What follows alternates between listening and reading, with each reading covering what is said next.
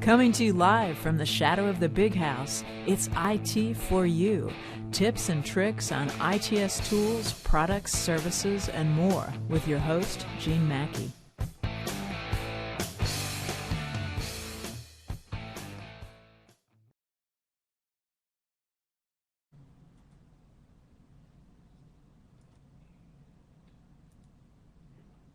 Hey, good morning, everybody, and welcome to IT for You. I'm your host, Gene Mackey. These are interactive webinars brought to you by Information and Technology Services. If you're having any audio or video problems during this live webinar, tell us in the chat pod. If it's not on our end, we can give you some tips. You'll see a little pod that says web links on your screen, and if you click that and browse to, that'll take you to the BI4, that's the new version of Business Objects upgrade page, which you can check out later, and I'll send that link out later also. If you're watching the YouTube captioned version of this webinar recording, look in the YouTube description field. We'll give you a Google Doc with live links. But those of you here right now, these links are live. If you need an accommodation to participate in a live episode, just let us know. And coming up, way back when, some of you were around then, IT for You used to be BOTV. It was Business Objects TV, and then it became BI TV, Business Intelligence TV. Anyway, I have a whole bunch of webinars on business objects, and I'm going to be redoing the most popular ones. So coming up next month, we're going to do Creating Reports in Business Objects BI4. So sign up for that if you're interested, and you will have had a little time to play with it with the new version. What we're doing today is a sneak peek at Business Objects BI4. And what can I say? It's scheduled for, less than 2 weeks, the weekend of September 25th, 27th. You should have gotten a targeted email from us yesterday with some details about that. Here is another link to the upgrade page, which I will be updating regularly. What's the main reason for this? Well, here's the truth. We are out of compliance with the vendor as of the end of the year, so if things go wrong, we'd be out of luck. That's really the most compelling reason that we have to upgrade. There are some advantages, like, Java has always been a tricky thing because you need one version of Java for one application, another for another. So most of you are going to be able to use an HTML interface with Business Objects, which doesn't deal with Java. For some people, like if you create and edit reports with subqueries, you'll have to use the Java version. And we had a question about that. We're going to be updating the page that tells you about browser settings, but the main thing is, like, if you use the Java version, you can't use Chrome. And that's because of Chrome, because they're like, we don't want anything to do with Java. So that's the truth. But we'll be posting a lot more detail about that. So there are a lot of changes to, like, who moved my cheese. I used to do it here. Where the heck is it now? So that's partly that's a lot of what I'm going to be showing you today. I'm just going to be working in HTML. I'm not going to get into the Java version today. One thing that has changed, and I'll just say that before I go into the live demo, is that there's just one license, one access level. It used to be that some people could only run reports, but you couldn't create your own reports. That's not true. Everybody can modify reports and create their own. Okay, so let me get into the development version here and see what we shall see. All right, so right now, here I am, and I'm on the home page. Not too much that you want to pay attention to on the home page, other than the fact that if you wanted to immediately create a new document, you'd go to Applications and choose Web Intelligence, or it's also right here. So you could do that right away. Your preferences, you can change that right here. There's a question? Yes, Cindy's asking, can you confirm that as a FinUL, we won't have to identify WebI or WebL? Webby, or just view access and ORs? That's correct, and we'll be telling you more about ORs, but that's going to change. That's right. It'll just be one level, Business Objects, yes or no, and whatever data sets. Yeah, so hopefully that'll make life a little easier. So I'm going to the Documents tab, and that's where I find my favorites. That's also, you see this new button here. Now you might think, hey, couldn't I create a new Webby query with that new button? The answer is no.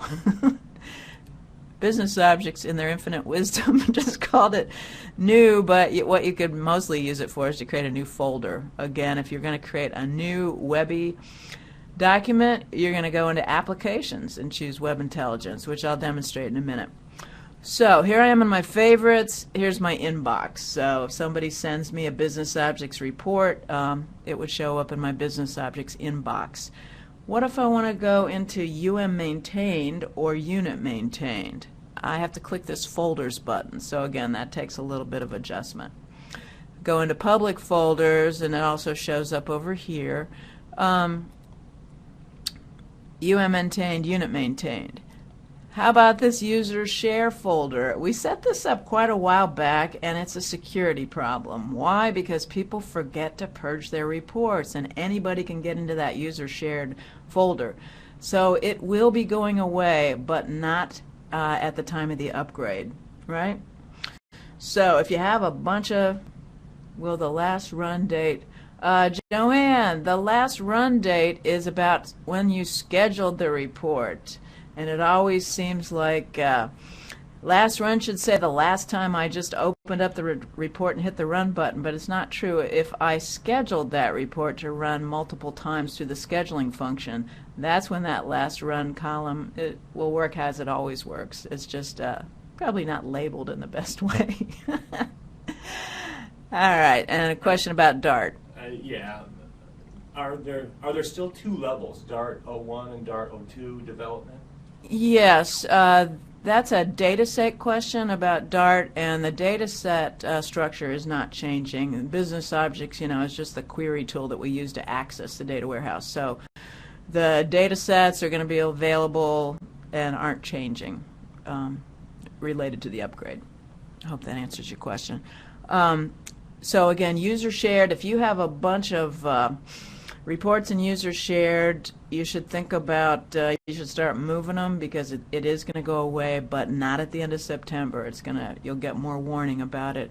And if your department uses that folder, what we want you to do is to write to the help desk and say, hey, we want a unit maintain folder, because that has some security to it so that not everybody can get into everybody's stuff. And while I'm at it, let me just say one thing you could really do to help, which we said in our email yesterday, is go into your reports and purge them. Remove the data. We've had Business Objects for a long time now, and so we have thousands and thousands and thousands of reports with tons of data. So it would help us, and it would just make the upgrade go more quickly and smoothly, which would help you if you could take the time to do that. We'd appreciate it. All right, so I'm going to go into UM Maintained, and I'll just say, how about payroll? PY01, and let's see, what am I going to open up here? Oh, sorry about that. I was going to open a different report. So I was going to go into physical resources, just thinking about reports I can run that doesn't reveal data that we're not supposed to look at. I think I'm in space here, class meetings by day of the week, by department. Okay, so I can double click it, or I can right click and choose modify. No, I can't actually, because I'm in a public folder. I can double click it to open. Sorry about that. And here it is, and again, it's in the UM Maintain folder.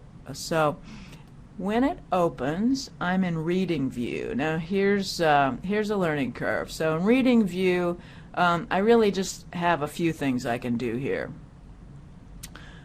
In Design View, I can do a whole lot more, which I'm going to show you in a minute. So in Reading View, I can refresh it. So I'll refresh the report. And I'm going to do it for, it's already populated, but I don't want that department. I want, let's say, Lloyd Hall and Humanities and Anthro. And the reporting term, I want fall 2014, so I'm going to type. I happen to know that's 2010. If you may have to refresh your values to see what you want. So I've responded to the prompts. I'm going to go ahead and run this, and this part, right, looks about the same as what you're used to. And in a minute I should have some data, a little table. But one thing I wanted to show you, this is minor, but it's kind of fun. You know, in Excel, how you can freeze a column or a header. You can do that now. So I just went up here and I did a little freeze the header. And now when I do it, you know, so if you have a real long report, that's kind of nice. Down here you've got some navigation buttons, so your zoom and your page number and when it was last refreshed, and you've got a little refresh button down here. So I'm gonna make a copy of this just so I can play around with it.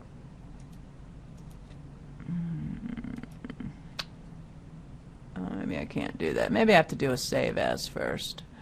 Save it to my favorites.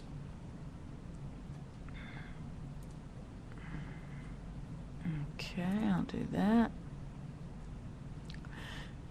And, that's weird. Is my right click not working? Anyway, so let me go into design mode. So again, you see, you know, I've got some options over here. I can see the structure, navigation map. I can see the user prompts. But if I really want to do much of anything, I need to go into design mode. And then let me just, can I get rid of that? I'm going to get rid of that table. So here's the part that's going to be a learning curve. You got all these tabs up here. So I've got report elements, formatting, data access, analysis, and page setup. Now, what I'm finding is that it's not always obvious to me exactly what goes where to find what, but what I am finding is that right-click works well, and I know for Mac users right-click isn't always obvious, but I think at this point you've figured out how to make something like a right-click happen. So if I click in a data cell in this column, here's some of the options I have. I can insert rows above, I can insert a calculation, I can set this as a section, I can you know, format the table, I can filter, I can sort, I can apply a break. You can actually hide a column. Like sometimes you need a column in your table to make the calculations work right, but you can hide a column. You can do some formatting. So I would encourage you to get comfortable with right-click, just because sometimes it's just going to be faster. But report elements, so I could duplicate this report, right? So just let me do that. I could delete that report tab. I could rename it. I could move it. If I have a bunch of report tabs, I could change the order. The page, I can change the orientation, I can deal with the header, the footer, scale, margins, display. Under formatting, you know, so if I want to change wherever I click, if I want to change the way it looks, if I'm on a number cell and I want to change the number formatting, the style, the alignment, the padding. You actually do have a format painter, that's kind of a nice thing. Data access, if I want to purge my data, if I want to refresh, if I wanted to go to the edit data provider, create a variable, merge dimension objects, the analysis, is filter, your filter bar. You know, you can go into outline mode. I don't know if you do that much in the current version, but let's say I put a calculation here. So if I insert the average of this number. So for this particular day of the week, if I only want to see the average and I don't want to see the details, I can go down here and see the little T and the I. you know, I can do that so that I only see the details. So I see for the day of the week, and I see the average number. So that's in the current version too, but that's kind of a handy thing. Your formula bar, you've got that right here, your page setup. And when I went into design mode, I got a few more extra options over here on the left. So the available objects, you know, so if I want to bring something into my table that's not already in the table, I can drag them over here. I can see what my variables are. See the document structure, if I've got any filters on anything. And you know, if I had a section or a break and I had a whole bunch of values and I wanted to quickly navigate, I can use that. If I want to export, I can either export the entire document as PDF or Excel or as CSV, or I can just export the current report. If I hit print, it's going to convert this to a PDF, and I'm going to print the PDF. So I'm going to close this out, and then I'm going to start from scratch. So any questions before I get out of this?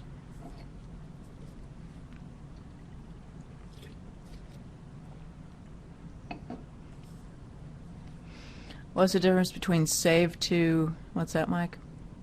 Sorry. What's the difference between save to document or save to report? Ben's asking, can export to Excel from the reading view? Can you export to Excel from the reading view? Yes. I'm back in reading view, and here's the export button. Yes. Anything else? Okay, I'm going to close this out. And in your preferences, you can choose whether you want it to report to open a separate window or as a tab. Yeah, yes, that's right. Report as a tab in a document rather than the whole document. Thank you for answering the question. That's right. So are you trying to just do the entire document with all the report tabs or a single report tab? All right, so I just hit Applications, Web Intelligence, and now I do have a new button that looks like the new button in other applications. Now here's kind of a cool thing, no data source. What that means is that I could create a report that's not connected to a data set, a universe, and I could put my nifty logo in it. I'm like, I always want the headers to be purple, I want a little background, and then I could save that, and then I could connect, I could bring that in and create different reports with that template. So that's going to be worth playing around with, but I'm not going to do that right now. Would you recommend we set our preferences what? To open in a new tab or a new window? You know, that's completely personal preference. I was doing it one way and then I switched to another way. I didn't notice any particular difference, so it's really just what you like. I don't have a recommendation. One more. Can you not select Excel as a source? Not in this HTML version. And you can't in the current version either unless you're using the Webby Rich client. You may be able to do that in Java. I can get back to you on that. Excel as data provider. Universe. Okay. What did I say I was going to pick? I'm just going to do anything. How about HR? So here's what I like to do. So this data preview, this is new. So what it means is you're working on something and you're like, am I on the right track here, or am I going in some crazy direction? You can actually hit data preview and get an idea of what kind of data you're bringing up before you run the query and then say, no, I was on the wrong track, and then have to go back to the query panel. That's what data preview is for. But I'm going to turn it off because I need a little more screen real estate. So this looks about the same, I think, as what you're used to. If you're somebody who likes to look at the SQL code, that's right here, View Script. I'm just going to do something real simple, go to standalone folders and bring in HR status. I don't think there's anything really different here. You know, you can like search here for a particular object. All right, so I'm just going to run it. Here we are. It opens in design mode. And let's see. I don't know, there's not a whole lot more I was going to show you. Like I say, really the biggest thing is these tabs. And I'm finding myself mostly right-clicking. I will show you that up in design mode you can go into structure view. So sometimes if you're, just wanting to move things around, it's nicer to do it in structure view. And I can go back to design. Like if I click the edge of the table, the right-click menu is contextual. So if I want to realign the table with a relative position, I could go there. If I wanted to turn it into a horizontal table. Good question. How do you get back to query? On the report screen. Right here. Edit data provider. So it's kind of handy that it's over here. So there's a number of things over here. Refresh, edit data provider, get back to the query panel. If you want to remove something, like if I just click something and hit the X, that's kind of handy. Cut and paste, undo, search, export, save, open, print, brand new. You can open a whole new one, Webby document from there. We've got a little more time I have a question. to copy your filter criteria. How'd you used to do that? How do you do that in the current environment? I might have to get back to you on that.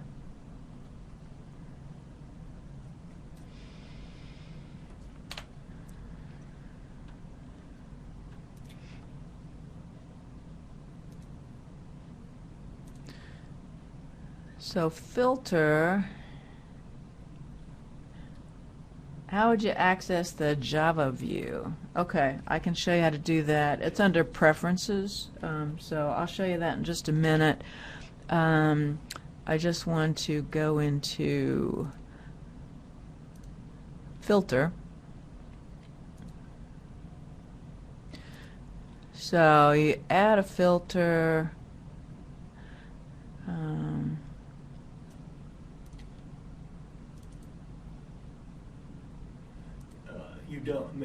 Micheline's following up on the filter. You can copy a data provider, but sometimes you just want to be able to select it and copy it into another one if you already built a report with many data providers and just want to tweak something. I'm going to have to get back to you on that one. I'm not quite sure how to respond, but I will get back to you when I send out the recording of this.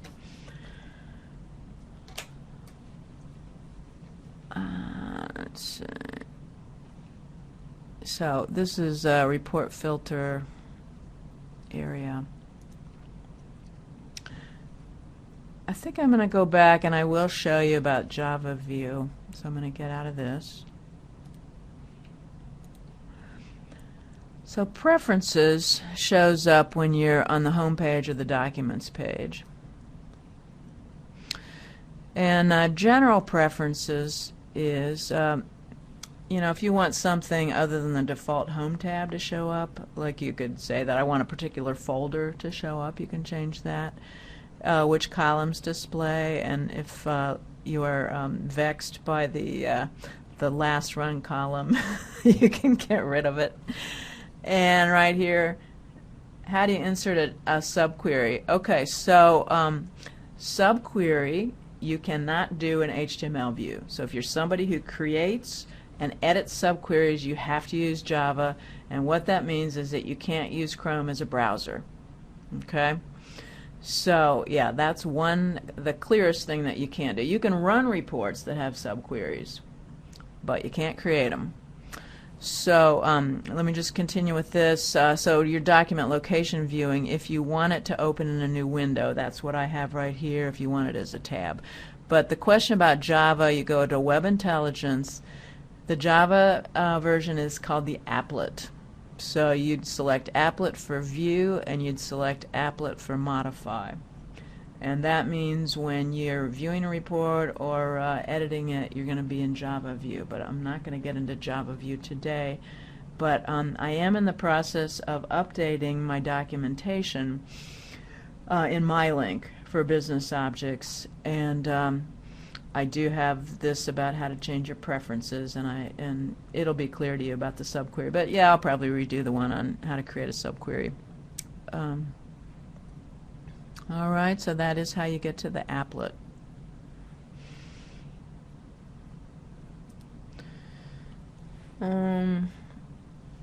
If you want to, so right now I'm in the public folders. If I want to go back to my documents, and if I click a report and I want to send to somebody's BI inbox, this is basically the same idea. If I want to send it to myself, yeah, that's pretty much the same process. Scheduling, scheduling is one of the most powerful features in Business Objects. You can schedule reports to run regularly, and a lot of people who use financials and payroll reports, there are ways that you can edit your reports so that they use objects like, I don't know, I forget what they are, last journal date or something. So, we'll get into that. And the sort of mechanics of how that works hasn't changed a lot, but I am updating my documentation on that. I would, if we schedule report run through the year, will they still work? I think so, but that's a great question. I'm going to find out about that and get back to you. I believe that they will. Other questions? The old how do you cut and paste, organize, you got that right here. You can cut, you can copy, then you can paste it. Or you can right-click and use organize, send. You can create a new folder from here, but again, you can't create a new Web Intelligence document. What's that one, the add into Excel? Will add in Excel copy data into BO queries still work? Yeah, Douglas Hovey's, is it Hovey or Hovey? I think it's Hovey. His delimiter macro, I think you're talking about, that should still work just fine. And I will include a link to that in my updated stuff. I love that macro. I use it all the time, that add-in, yeah.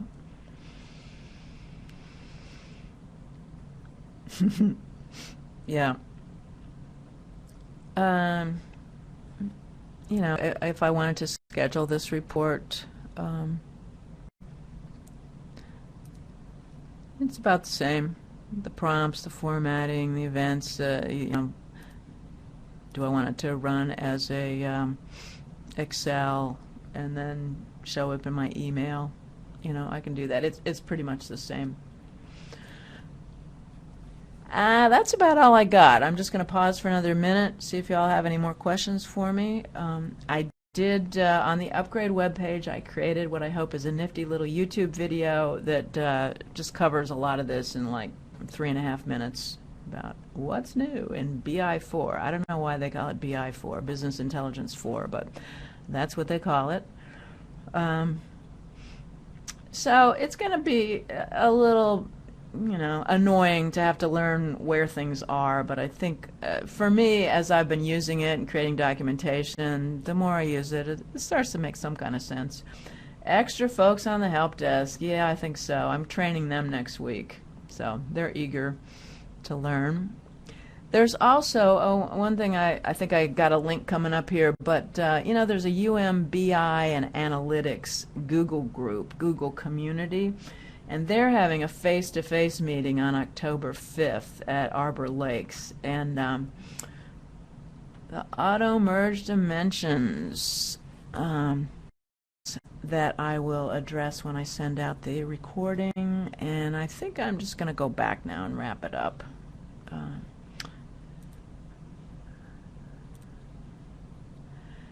me go back to my PowerPoint.